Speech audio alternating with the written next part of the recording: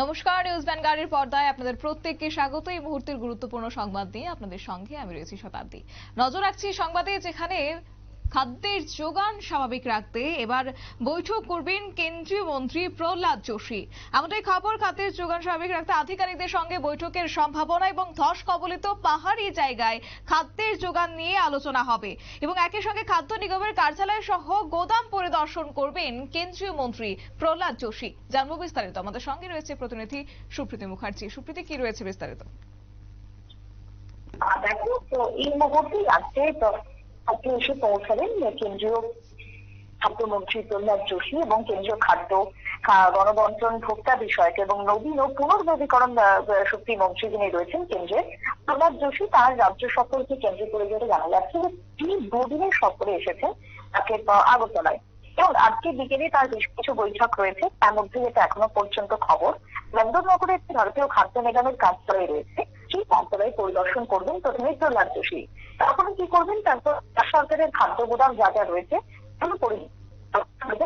এমনটাই খবর।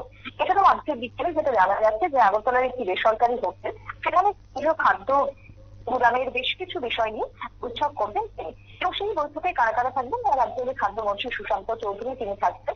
এছাড়াও থাকবেন রাজ্যে তোমার একাধিক আধিকারিকরা খাদ্য দপ্তরের।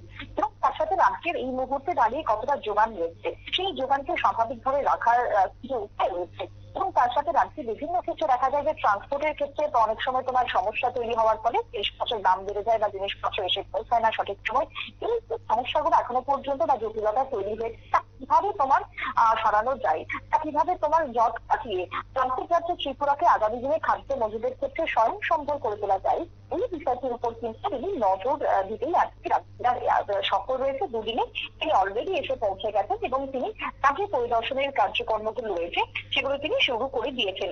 দেখো, বেশ কিছু ক্ষেত্রে আমরা জানি পূর্বের এই যে ত্রিপুরা, সেই ত্রিপুরাকে আসতে গেলে তোমার অসম পার হয়ে আসতে হচ্ছে এবং সেখানে ধস কবলিত বেশ কিছু এলাকা তোমার প্রায় সময় থাকছে। সামান্য বৃষ্টি হলে তোমার রাস্তা ভেঙে পড়ছে, সেখানে রাজ্যে তোমার জিনিসপত্র এসে পৌঁছতে পারছে না, গাড়ির ক্ষেত্রে হোক বা রেলপথে হোক, সড়কপথ রেলপথ উভয় ক্ষেত্রে সমস্যা দেখা দিচ্ছে পাহাড়ি জায়গা বলে। তাই সেক্ষেত্রে খাদ্যের যোগান কিভাবে হওয়া সম্ভব, বিকল্প কিছু উপায় রয়েছে, ট্রান্সপোর্টের ক্ষেত্রে অন্য কিভাবে তোমার স্বল্প খরচের ক্ষেত্রে রাজ্যে তার সামগ্রী পাঠানো যায়, এই প্রত্যেকটা বিষয় নিয়ে কিন্তু আজকে আলোচনা উঠবে বলে খবর। সরকারি যে কার্যালয়গুলো রয়েছে সেই কার্যালয়ে খাদ্যের কিরকম যোগান রয়েছে, রাসায়নিক ব্যবস্থা রাজ্যে সঠিকভাবে চলছে কিনা, রাসায়নিক কোন কোন বিষয়বস্তু দেওয়া প্রয়োজন রয়েছে এবং রাসায়নিক কোন ভর্তুকি দেওয়া প্রয়োজন রয়েছে, সবটা আলোচনা হবে।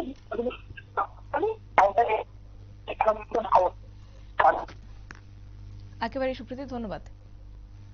অর্থাৎ আমাদের সঙ্গে প্রতিনিধি বিস্তারিত বিষয় তুলে ধরেছেন এবং যেখানে বলা হচ্ছে যে খাদ্যের যোগান স্বাভাবিক রাখতে এবার আধিকারিকদের সঙ্গে বৈঠক, আজ বিকালে বৈঠক হবে এবং সেই সঙ্গে দুদিনের সফরে রয়েছেন কেন্দ্রীয় ভোক্তা বিষয়ক এবং খাদ্য ও জনবন্টন এবং নতুন পুনর্নবীকরণ শক্তি মন্ত্রী প্রহ্লাদ যোশী। তিনি সফর রয়েছেন দুদিনের এবং তারপরে তিনি খাদ্যের যোগান নিয়ে রাজ্যের খাদ্যমন্ত্রীর সঙ্গে বৈঠক করবেন। সঙ্গে থাকবেন একাধিক আধিকারিকরা।